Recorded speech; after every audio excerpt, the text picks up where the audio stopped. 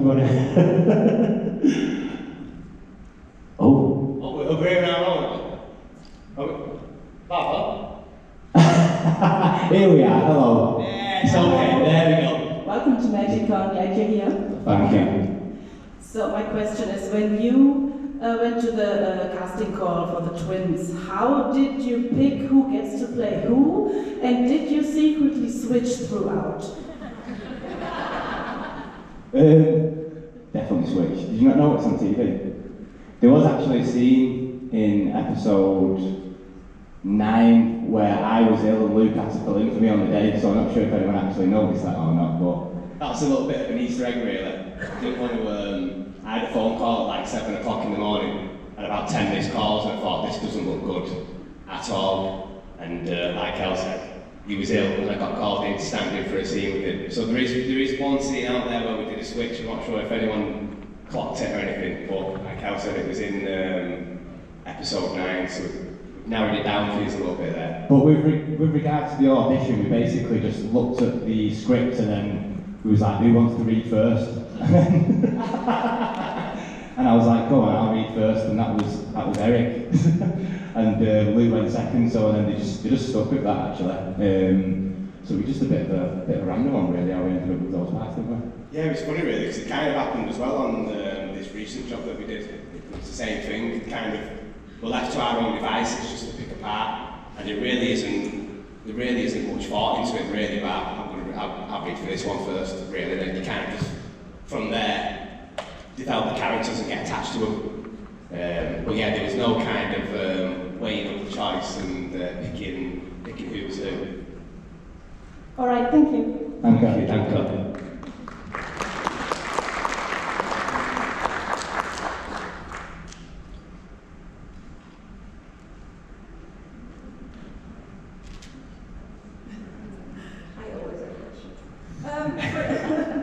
For each of you, a question that maybe people have heard before from me, but what has been your most memorable moments filming for anything during your career?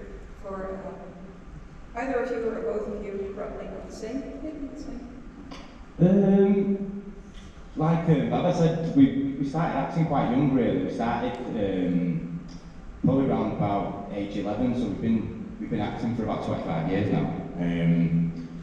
So we've had a lot of experience, especially growing up young in shows and being able to learn your craft on them shows. But I mean, House of the Dragon was really amazing set to get on really, as you can imagine. It's just everything's epic about it. So to be able to step in there and step into this really visceral world where the costumes, as everyone will be able to appreciate here, are just amazing. The world, the craftsmanship with the set design, the same. So it's just a lot of effort that goes into it really. So I'd say that was probably one of the big, one of the most epic jobs we've jumped on. Yeah, definitely. Just with the scale of it, and then the fight scene, obviously, between the two of us was by far one of the best 3 days that we spent on set there. I mean, every day was a blessing, if I'm honest, but those 3 days were particularly special, really. Just to be kind of involved with such an epic moment, and obviously to be on set with family, it just brings a proper nice energy to the set. So that was a proper special day, really. Those 3 days shooting that fight, it was obviously very free, grueling days, but we'd spent maybe, I think we'd done, was it like about 30 hours? Yeah. We'd done about 30 hours choreography for that, learning the fight.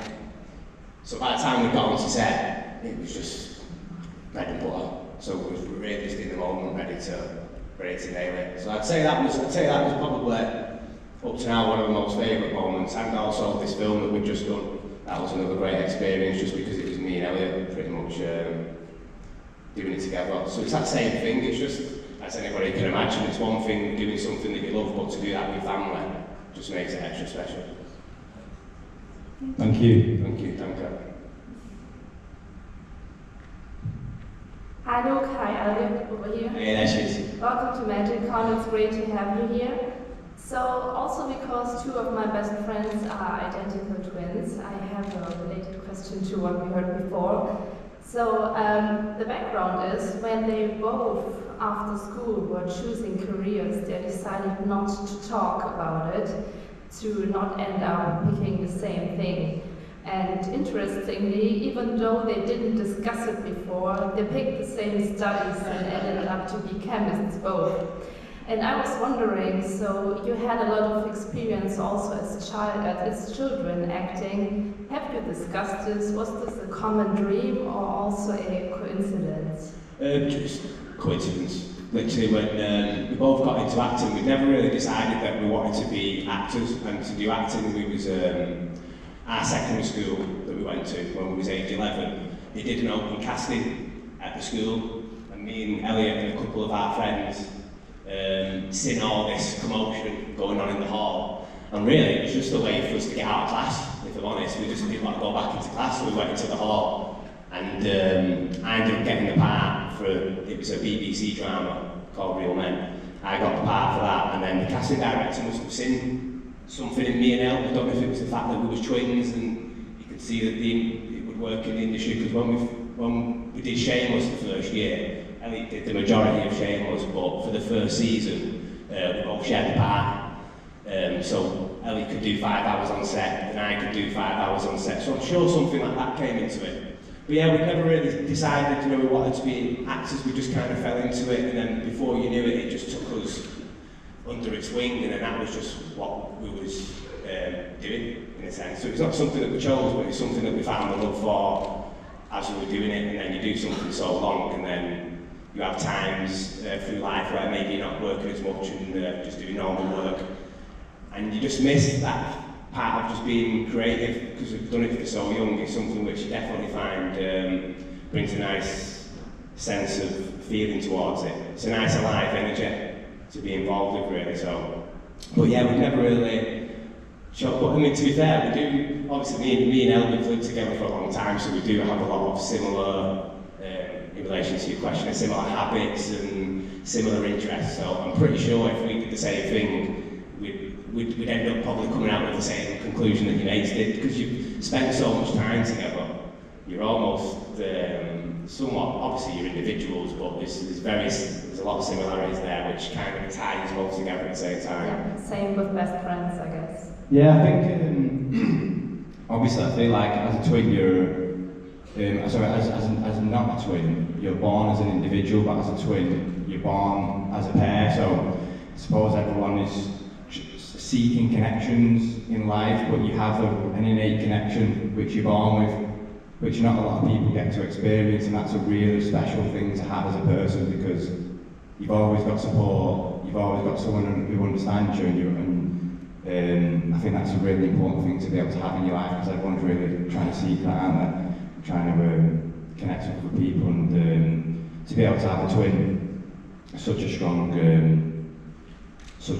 beautiful power. So to be able to work together and express that on a camera is you feel very blessed to be able to do that, because it's a very special and unique relationship, I feel like.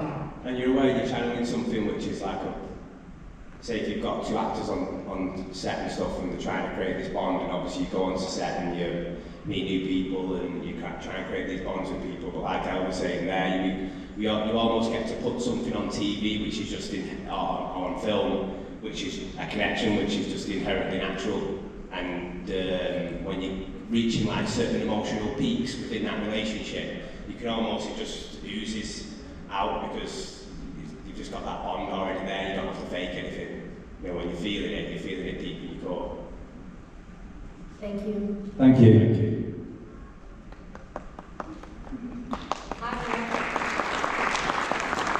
On the balcony, on the left.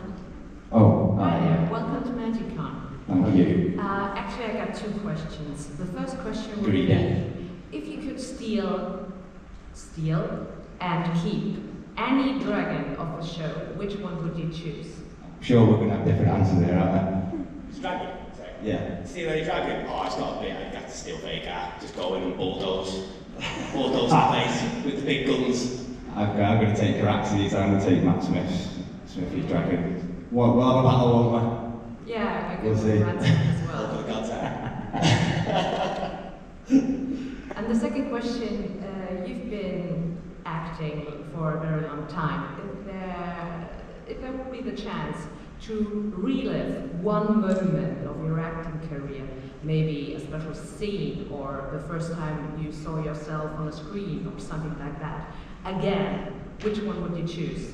Do you know what's funny? And it's hard to pick, but there was an instant image that came to my head, and it was Luke had already done, like you mentioned, Real Men when he was 11, and then we ended up getting a job on a British soap for a couple of scenes, which was called Brookside, which was set in Liverpool, and that was my first ever job. It was Luke's second job, and I remember we must have got about 30 of my friends over to my house just to watch this one scene of me and Luke playing on the PlayStation. And I'd say that, you know, because that was sort of like an induction into it, and your mates sharing that collectively sharing that experience with you. So I'd probably say that really, because it has a really sentimental place in my heart, that image. Yeah, I think I agree with Elle there. Some of those early moments are really special because you're new to the whole industry. Everything's amazing. Like I said before, having all your mates over and just watching you on TV for that first time was proper funny. So I think those early days, and then I think House of the Dragon was really special. I just think it was a really special job. Before doing the job as well, me and Ellen spent a couple of years just doing a bit of normal work. We do stonemasonry as well part-time if we're not acting, so that's like our bit of bread and butter when the industry's quiet, to keep your head above water. And we had a couple of years just being quiet, on and off, doing bits of stonemasonry here and there, and then House came along, so that was a special moment because it kind of got our foot back into the water again with the industry, and obviously doing a calibre of job which we'd always wanted to kind of do, especially with being in the industry since we're so young. It's nice to kind of be attached to a job which is so special, and obviously off the back of Game of Thrones, it already had that amazing fan base, and we were fans of the show before going on to it. I had to kind of hold my tongue a little bit so I didn't geek out as much on set, because I was definitely excited to be there. Thank you. Thank you. Thank you.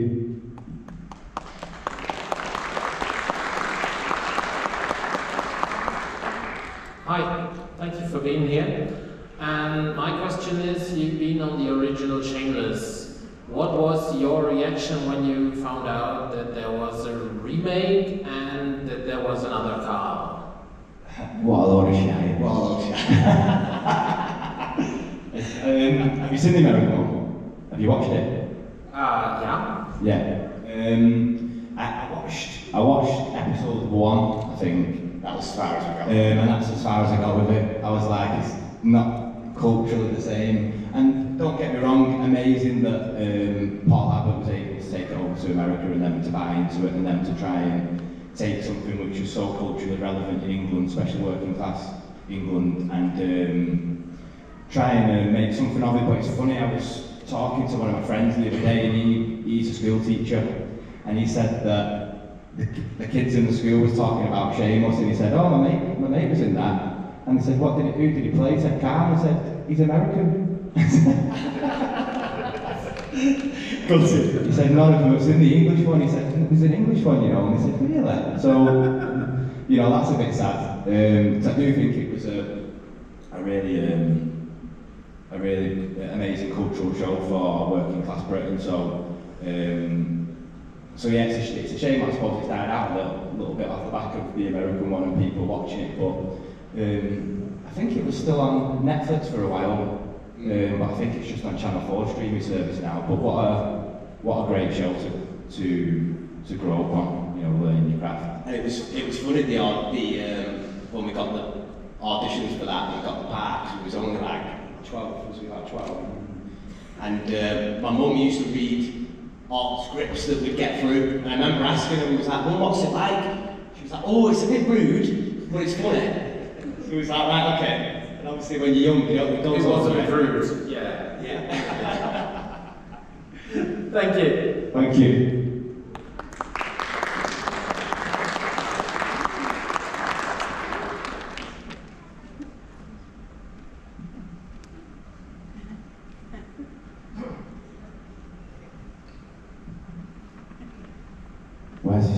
there you go. Yeah. Another general question. For each of you, what has been the biggest challenge you faced as an actor, and what did you do to overcome that challenge? I'd probably say the film that we both just did together in South Africa. It was a big process with developing the characters.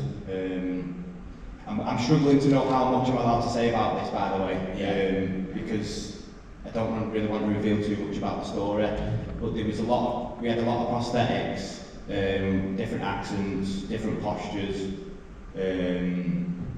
different characters had different ideologies, and it was about really trying to develop them characters so they was as far away from each other as possible, so we could really polarise them in every aspect of what I've just said. So I'd say that was probably the most challenging, and we was also filming in a place called Dunkirk, which is in South Africa near the border of Namibia, which is a dry salt plain. We could do the land speed races there.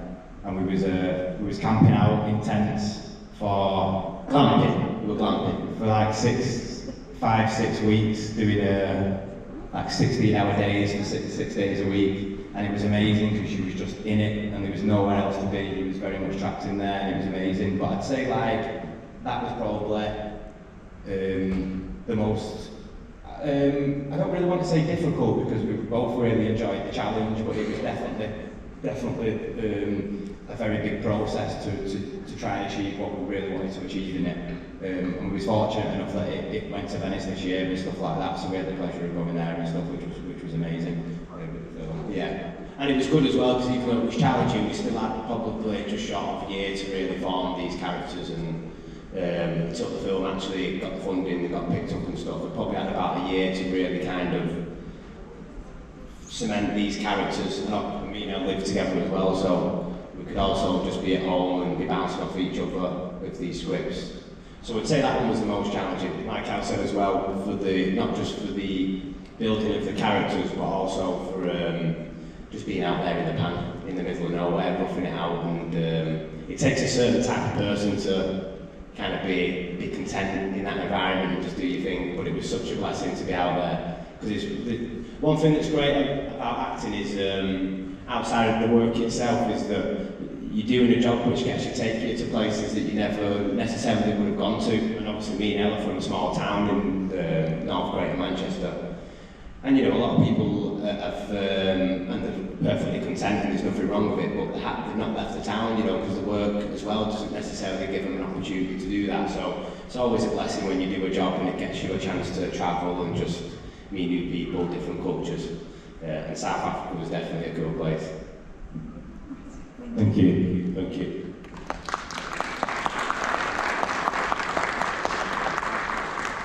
Hello. Hello. So I have a brother of myself, and when we were child, we crawled with each other a lot. So I get, if your answer to my question is yes, I liked it a lot. And my question is, did you actually like fighting with your brother in front of a camera on set? How did it make you feel to lose or /win? It's funny because I suppose when you, especially being twins, and if you've got brothers or sisters, and when you're young lads, you're just always messing about, playing fantasy things. So you know, I'm sure that when we was younger, we was messing about, fighting each other, pretending we was in our and nights and stuff. So to be able to actually become an adult in your 30s and you still recreate what you was doing when you was 5. It's really fun. But I'd say that the biggest thing with doing the fight was the trust that we had within each other, because you know, even though the swords are plastic, you know, you hit yourself with one of them, which we did a couple of times in rehearsal. You've still got a bad elbow, haven't you? I've still got a bad elbow from it, to be fair. It actually during rehearsals, but it annoyed me that day, so I just thought, just giving him one, you know. But It's so much fun, man. I'm sure that every young lad, when they was to get older, would say they'd love to be able to do something like that, and it was a blessing. And I mean, we did in the scene we had to pretend to be wanting to hurt each other, so maybe there was a little bit of that. I'm sure. 5 years in pent up aggression towards each other. Thank you. Thank you, thank you.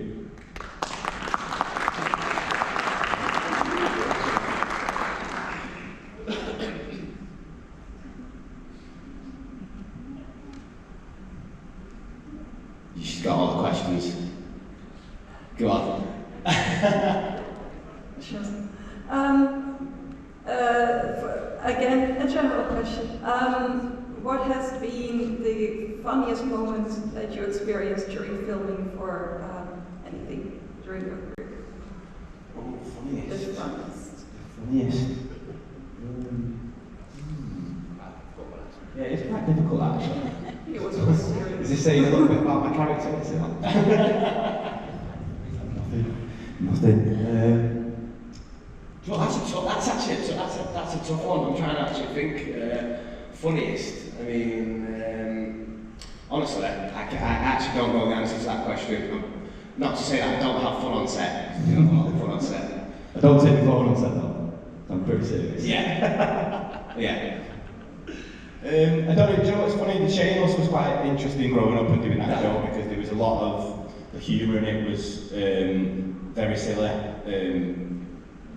So that was a big laugh just filming on that set in general. So I'd probably say that as a job in general was like, I'd say a really funny job, but to pick out a specific moment, it's quite difficult actually. But yeah, it was such a fun job. And I think you just get these moments. You get actors can be quite playful anyway, so you always get like one of the actors is a proper character that keeps everyone entertained. Thanks. Thank you.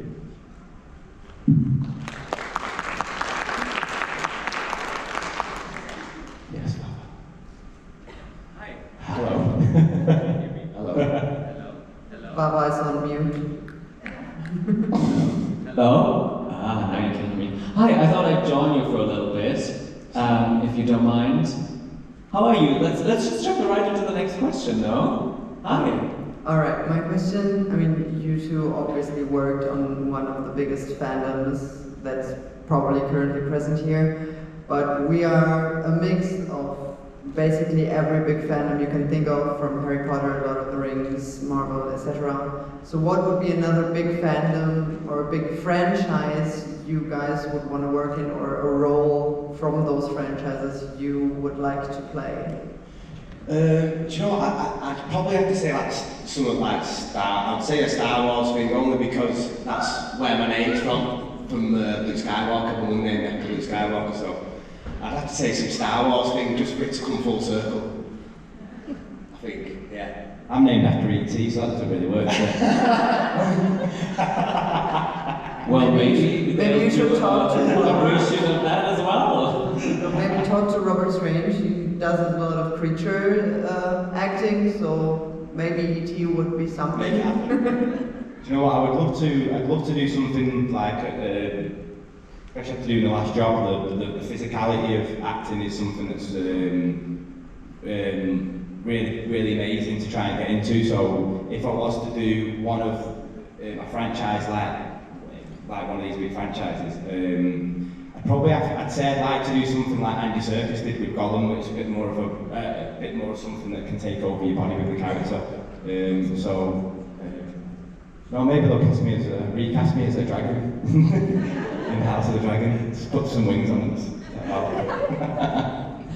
But when you're talking about the physicality, do you want to be one of those people that actually gets to, like, is made up every day for 5 hours, or like do the motion capture? Because I think Andy Serkis did the motion capture thing, right? Yeah, because Luke's done a job in the Imaginarium actually, and yeah, I've got a computer game called Battlefield. But yeah, on the last job, what we just did, the film in South Africa, I was actually in makeup every morning for like 3 hours getting the prosthetics put on, and then about half an hour to an hour to get the prosthetics off, as well as covering all my tattoos up. I've got quite a lot of tattoos, so that was quite a lengthy process really. But it was also amazing because when you put something on, like anyone who comes here and they put the costume on, you really get to like hide who you are behind this character, and you really get to put yourself into that character's shoes, which everyone is can massively relate to because you all love to wear the costume. So I'd say from that aspect is the reason why I'd like to do it, really. It's kind of like everybody gets to play on Halloween, basically, but just as your job, kind of. It's like people love Halloween. You know? Yeah, I do love Halloween. Okay. Yeah. Because I mean, cosplay kind of is the same as you said. Yeah. It's just so the physical transformation helps you get into the character and the feeling as well. Yeah, and I think it's because we've been acting since we were young, and obviously when you're young, it's really just trying to be natural as you can, really, and you're really just trying to, within your own character, be comfortable on set enough to be able to just basically speak as if you're speaking naturally. But like I said, the last couple of jobs that we've done, especially the last film, it really takes you to step outside of yourself and really, like I was saying, the costumes and the prosthetics really just helps that kind of veil that you can kind of hide behind and make. And even doing the scenes together and looking at Elliott's face and not seeing Elliott was quite interesting as well, because these two, the characters are quite lockerheads, aren't they? So it was quite nice to have that kind of intensity, but then not see Elle's face and my own face, and yeah, it's just nice. It's just nice to lean into. It's nice to lean into. Yeah, anything you can lean on as an actor, which is going to take you away from yourself, and you'll take it. Yeah, you'll take it. And it sounds like quite a new experience for the two of you as well, to like be cast as twins, but not as twins, kind of. True, actually, yeah, actually. Well, to be honest, we've not actually worked together that much. We did on like a couple of scenes in Brookside when we was kids, and then it wasn't until House of the Dragon when we got to work with each other, and we've really been wanting to work with each other for a long time. And then that came along, like I say, when we was playing twins, and then for the film to come around. These last 4 years have been really beautiful, to be honest, to be able to work with family, especially with the jobs that we've been blessed to be able to do. And yeah, I've just had a brain fart. I completely forgot what the question was. That's all right. You answered the question. Thank you very much. Thank you. So how different was the experience for you two, after doing your own experiences, like for years working on your own, then getting to do it with your brother, basically? Oh, I think it was miles better. I'm not saying that the other times acting weren't obviously great, but like I was saying before, just to work with family, it's really special. You're just instantly put in a space where you feel comfortable instantly to express yourself. And it's quite strange really that we'd only worked together before House once really.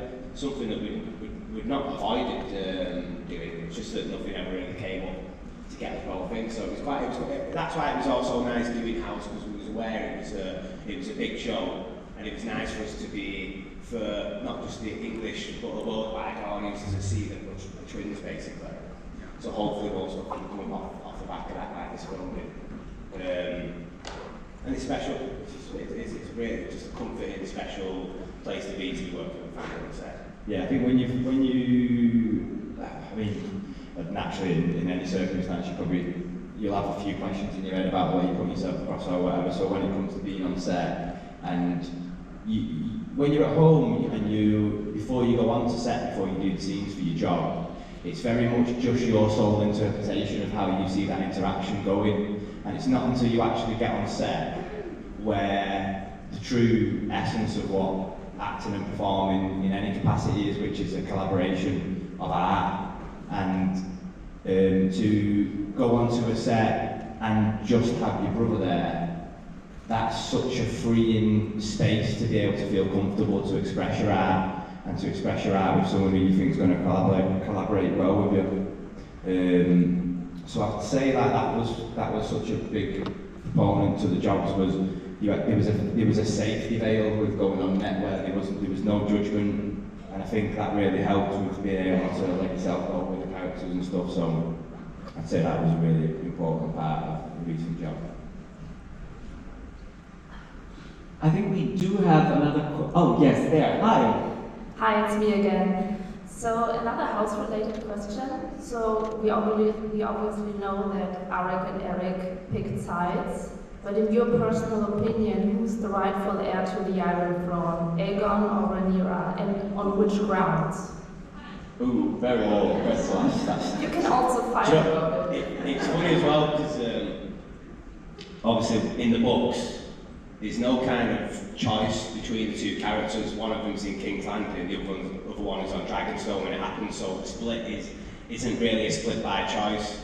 But obviously naturally in the TV show it was slightly different, which was also interesting because from my perspective and from playing Eric, it's funny because I know a lot of people will see it as good twin, bad twin, when really that wasn't the case. It was basically two people that had a deep love for each other that were basically caught between, because of their honour and the duty, they're like, they're there to serve the king and queen really, so they're not there to give their opinions, and as soon as the split happened, that choice was kind of already made from, in a sense, and I kind of liked that from the book because it kind of it didn't give it as a black and white type energy towards it, which really when we were filming I wanted to avoid that as much as I could really. I didn't want it to seem like good twin, bad twin.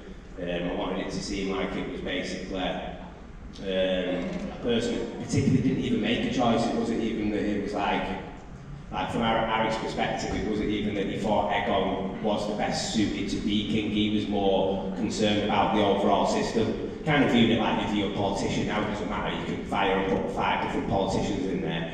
But as long as the circus around them still stays the same, then nothing's going to change. So I think that Eric just had a little bit more of that perspective on it, a bit of more of a holistic view on it, being like, listen, it doesn't really matter if Aegon's on. When he's gone, it's going to be somebody else. It's everybody else in the institution around him that you've got to kind of uphold. So I think Eric's view was less concerned with who should be on the throne. It was more about the system as a whole, really. But who are you picking? I'll pick my boy TGC. Aegon, Tom Glencairn, he's a legend. And do you know what? People are going to hate me for this, to be fair. But Tom is also, I mean, I love both them and Tom, but Tom's an orphan from Manchester like we are, so I'm gonna have to pick Aegon. How does that make you feel? Basically, we both decided with the Greens. It was funny because when we first got the script, we was like, as twins, we were like, this would never happen. It would never happen. You'd never leave your twin like that. You just basically like, listen, bro, who we're supporting? Because we're both going that way, basically. They would have never, ever in real life been a split. So really, it wasn't very factually written. They should have asked you first, basically. Should have asked Yeah, they obviously consulted twins, identical twins before the show. Thank you.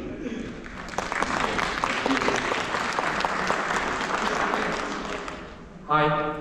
On my question, the colleague wasn't able to leave her post, so I'm asking the question for her. You started early with the acting.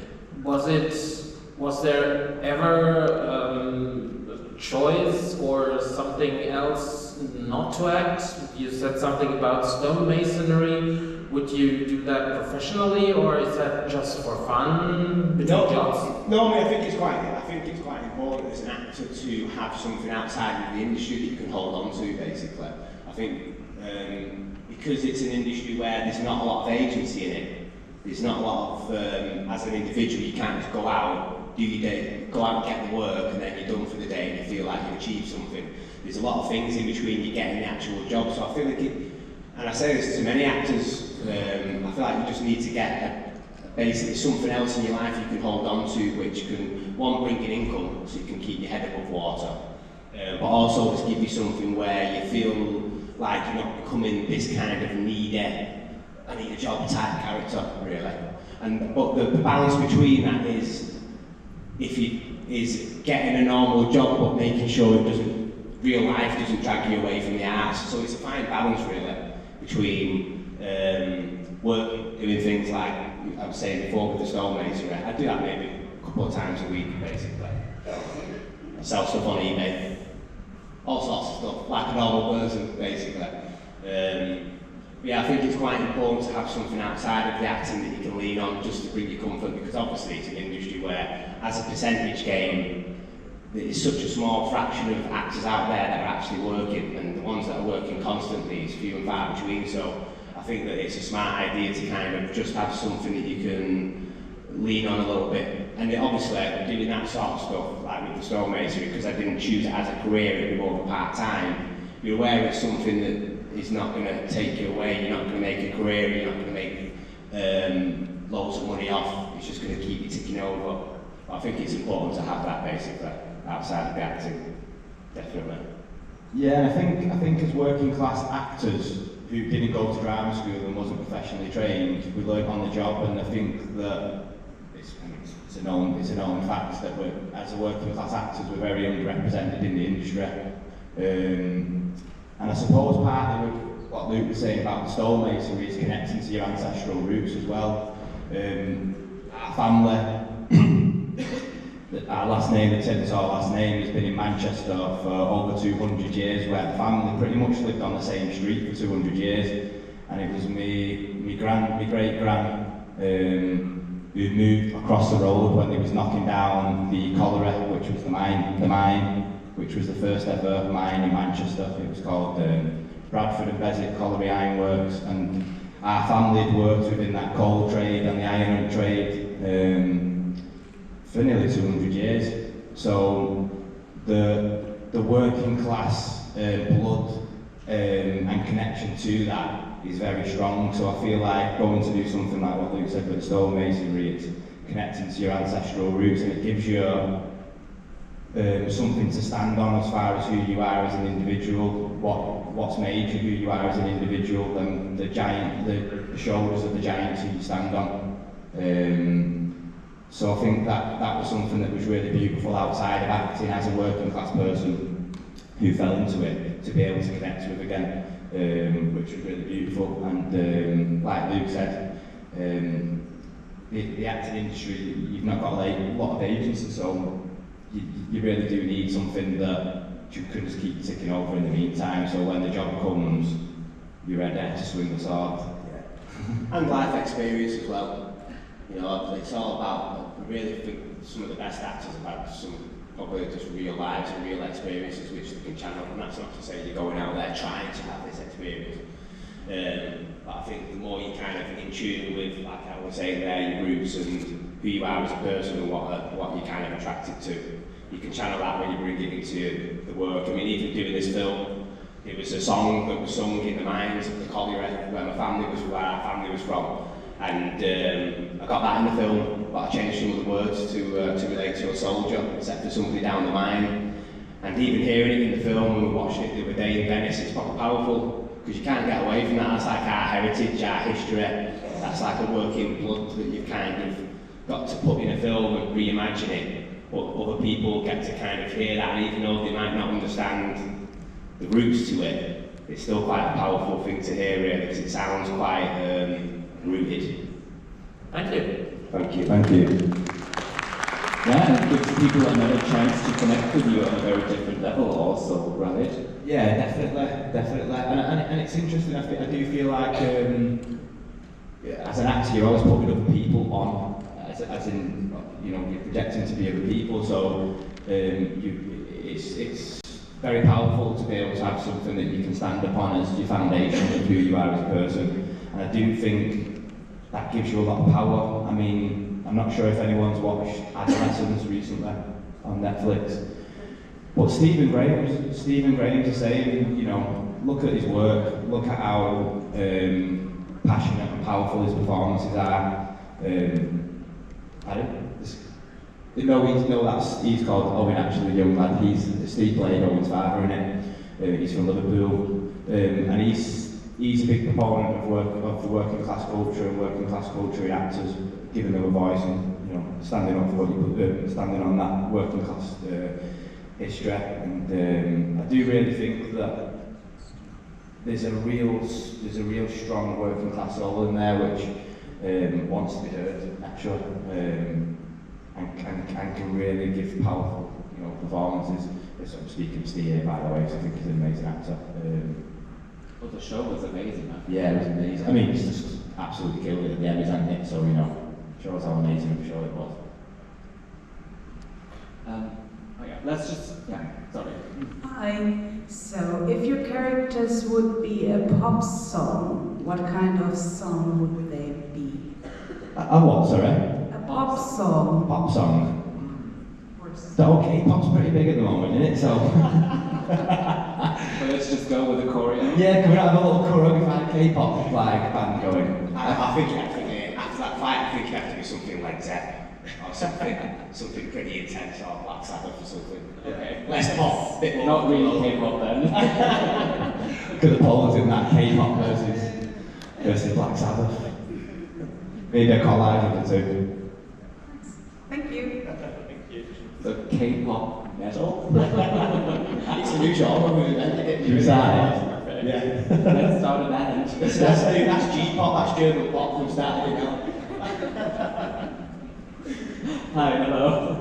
Hello, my question is if you could meet any person in history, dead or alive, who would it be and why?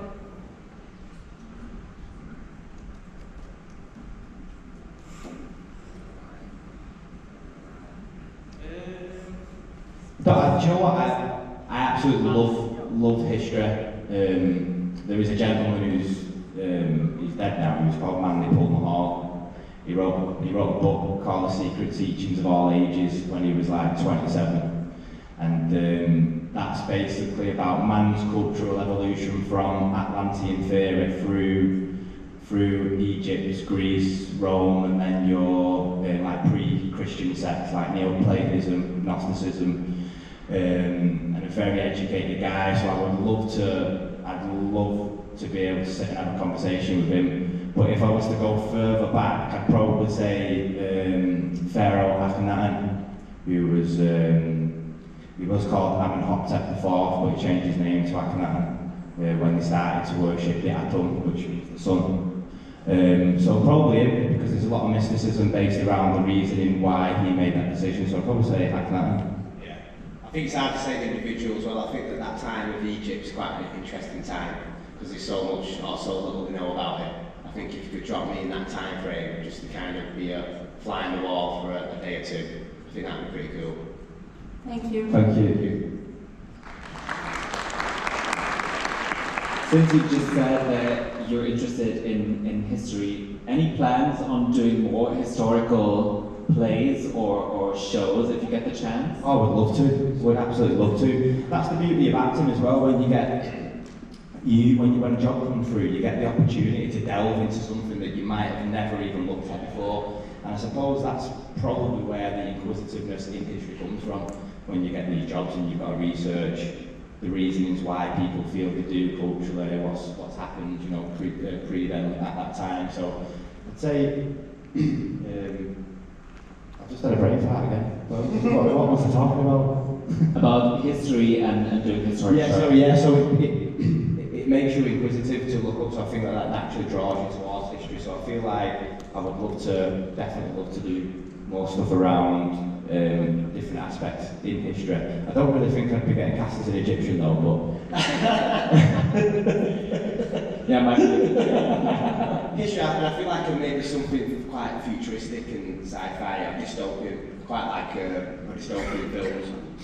we'd like to do something together in a dystopian setting, wouldn't we? Yeah. So back to the sci-fi roots of Yeah, I think so, that'd be pretty cool. Like I say, because we've done the Game of Thrones with the House of Dragons, so it being a bit more kind of older worldly. Yeah. But yeah, I think there's something cool about doing something a bit more futuristic.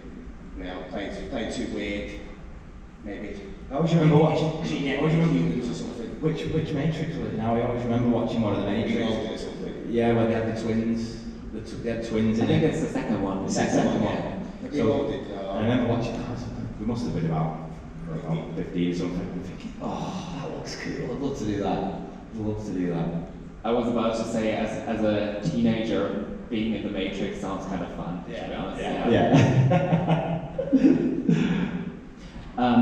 With sci-fi, I mean, a lot of sci-fi also means doing green screen stories and maybe flying jets and all of that. Did you have to do lots of like special effects trainings with House of the Dragon? No. Not on the green screen, but we had a lot.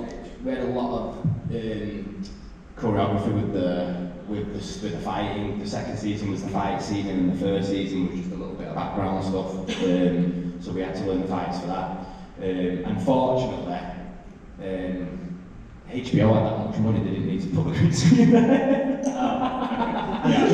You just built the set. On the lot as well, they just built the, or not just built it, but they had the volume stage, which was pretty much like a 360 room where they've got LEDs in there and they can project the background of the back. And we did a couple of scenes there. We did one scene in season 1 on the bridge where Otto meets Damon there. Now young Alison comes on the dragon behind, and that was in the volume stage. No, Millie, it was. Yeah, not Alison. Was it not Millie? Yeah, but she... Oh, sorry, Alison. Rhaenyra. Rhaenyra, sorry. And that was quite interesting. I'm a try. He's a green. I'm a green, sorry, guys. But yeah, that was quite cool. And that was quite cool, because I've never really done anything in the stage like that before. I've not really done a lot of green screen before, but that was still nice because you start the environment around you and it still felt like you was in the space.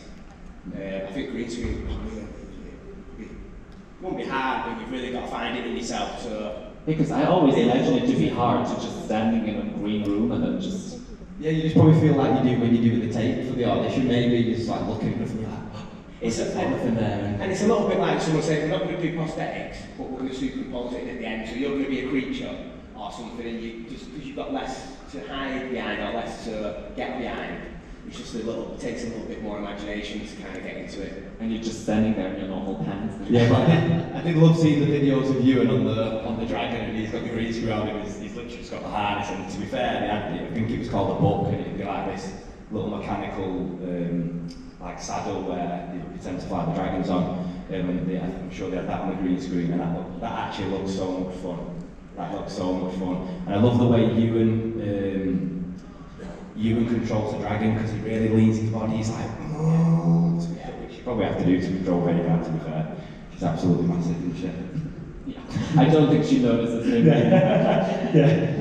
She's like, flies landed on me or something. Yeah. And the way you describe it now makes it feel like a motorcycle, actually. Yeah. Valentino Rossi on the back of a dragon. Do we have any more questions, just so we don't talk over you guys? Okay, well, because in that case we can just move. Oh no, we do. Okay, hi, sorry. Like I said, I always have more questions. Is there any story, like either a book or a movie, that had an impact on you as a person or as an actor in your work?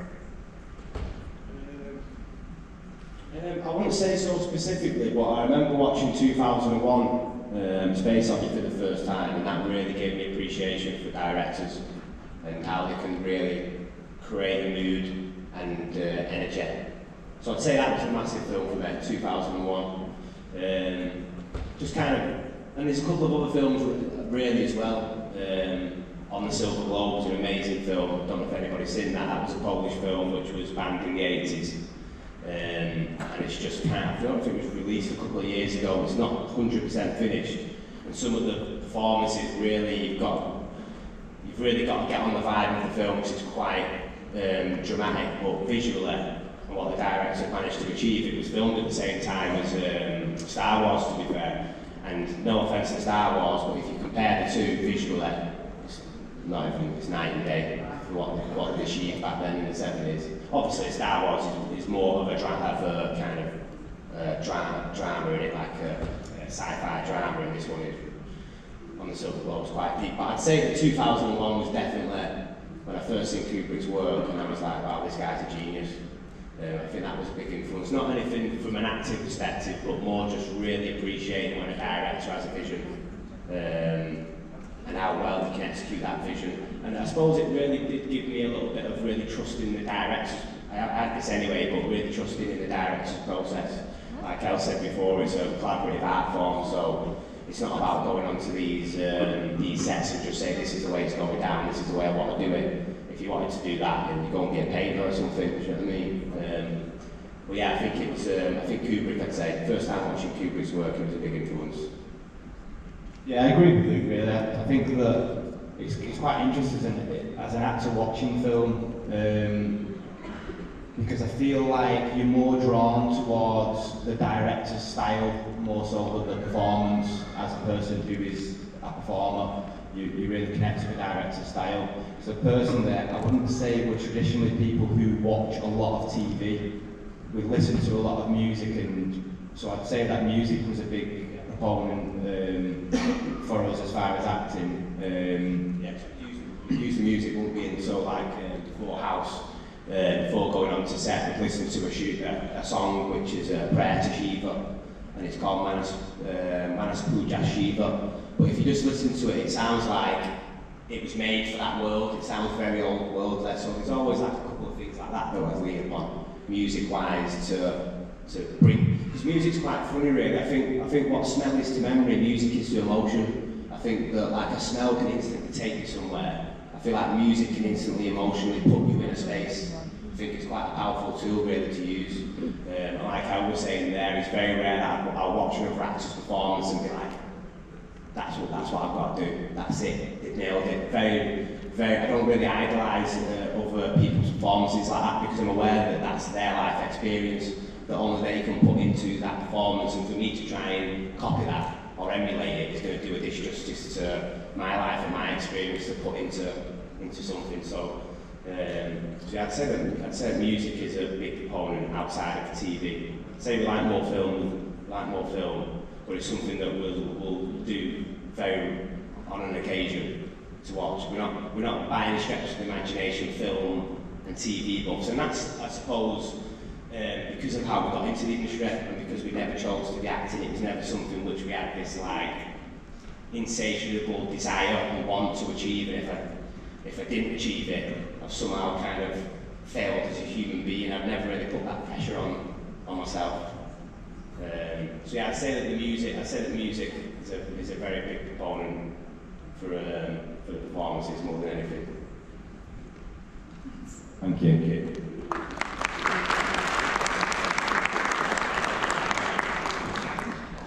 I think we're nearly done. I do have a little game still. Do you want to do that as like a conclusion? Because I thought with you being twins, and there always is this trope of the twins switching and all that, and I feel like your last moments in House of the Dragon, I think some people were also kind of like, who actually won this one? Does anybody know? Who's the who? Because I've heard that there's some continuity error, maybe, possibly, with the knee wound or something.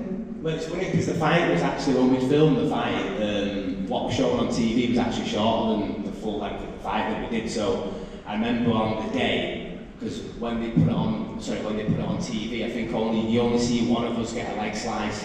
But when we filmed the full fight, both of us had the exact same cuts, and they purposely did that to try and confuse the audience. But for some reason, They must have missed it in the edit. They must have missed it in the edit and didn't push that through. But I remember that was one thing that they wanted to make sure at the time when we was doing the fight, when we was doing the choreography, they really wanted to make sure that it was as similar injuries as possible. Because I think one of the guards even goes like, well, who's who? Who am I supposed to fight now? Yeah.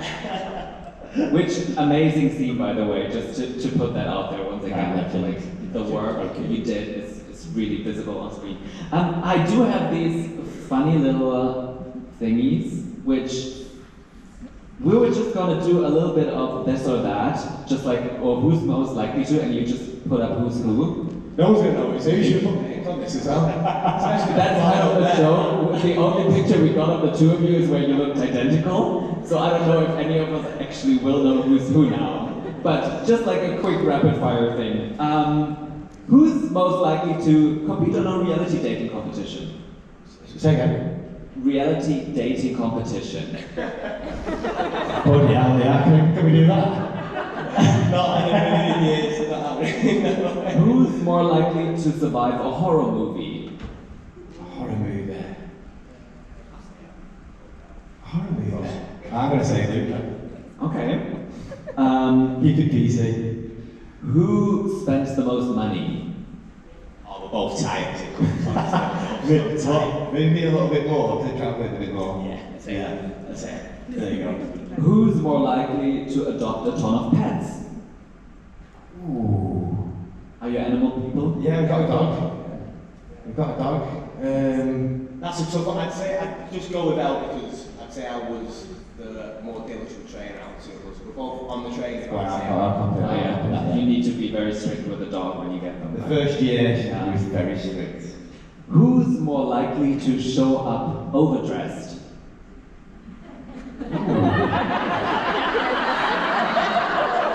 All of us. I think we look like we're wearing the same, don't we? Because I saw this Instagram post of you two, I think it was at the premiere of season 1, and you were like, stylists, and then it was one of the two of you. And it's funny because obviously, like, even a few people have stylists and stuff, and me and I were like, oh god, because we're not really fashion guys really, so we was like, right, we have to think about something to wear. So obviously we just took each other out, we went out shopping and stuff and bought a couple of things basically, but I think we've gradually got a little bit better. I think you'll probably see it last prem, we've both got a little bit better at style. You look very sharp. Congratulations. We're very much streetwear orientated, as you can tell by the Adidas and stuff, we're very much streetwear orientated. And just like putting a little gem in there for us to pick you apart, basically. We keep it difficult. Yeah. Flower in my hair and keep everyone guessing. So are you switching for tomorrow? Yeah, Luke's wearing this, yeah. Okay, I think that is everything. Thank you so much. Thank you. Elliott and Luke Tittensor. Guys, thank you so much. Thank you.